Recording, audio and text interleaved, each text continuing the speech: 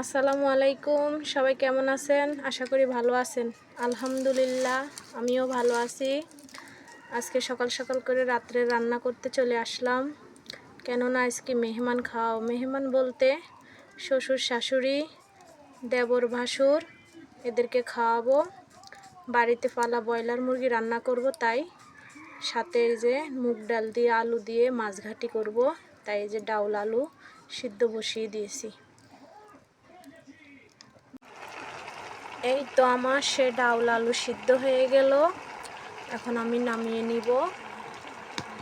তো এই তো নামিয়ে নিলাম এখন ডাউল আলু সিদ্ধ। এখন সে কড়াইতে বসিয়ে দিব মাছ। এই মাছ দিয়ে এখন আমি রান্না করব এই ডাউল আলু সিদ্ধ। তো এখন মাছ সিদ্ধটা বসিয়ে দিলাম। এই তো সেই কড়াইতে আমি ডাউল ঢালি নিয়ে এখন সেই কড়াইতে মাছ আর নুন হলুদ দিয়ে সিদ্ধ বসিয়ে দিলাম। মাছটা সিদ্ধ করে নেব, নিয়ে ঢেলে নেব, তারপরে কাটাগুলি বেছে নেব। এই সে আমার বাড়ির পালা ব্রয়লার 4.5 কেজি ওজন হয়েছে। জবাই করে কুটে ধুয়ে নিয়ে 3.25 কেজি মাংস পেয়েছি। আলহামদুলিল্লাহ 3.25 কেজি মাংস পেয়েছি। এখন রান্না করব এই মাংস। তো মাছ সিদ্ধ বসিয়ে দিয়েছি, মাছ সিদ্ধ ঢেলে নিয়ে তারপর মাংসটা তুলে দেব।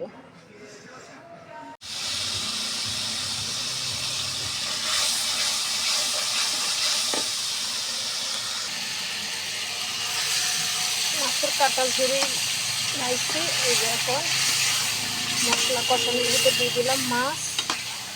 এখন ভালো করে কষাবো, কষিয়ে তারপরে ডাউল আলু সিদ্ধ দিয়ে দেবো সাথে।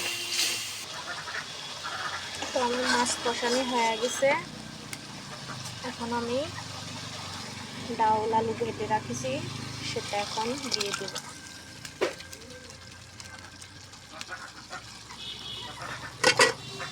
দিয়ে এখন ভালো করে নাড়ি চাড়ি নেব। নাড়াচাড়া হয়ে গেলে কষিয়ে নেওয়ার পর তাতে হালকা ঝোল দিয়ে একটা সিক্রেট মশলা আছে, সেটা দিয়ে আমি ঘাটিটা রান্না করে নামাবো। ঢেকে দেব, কষিয়ে নেব ভালোভাবে।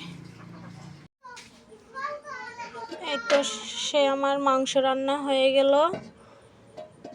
বাড়ির পালা সেই ব্রয়লার মুরগির মাংস।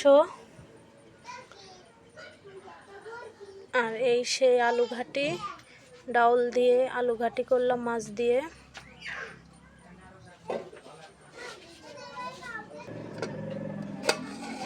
আর এই যে পায়েস রান্না করলাম, 2 লিটার দুধ দিয়ে পায়েস রান্না করলাম। এখানে সাদা ভাত রান্না করলাম, সবাইকে খাওয়াবো। সবাই চলে এসেছে, আলহামদুলিল্লাহ। দোয়া করবেন সবাই আমাদের জন্যে।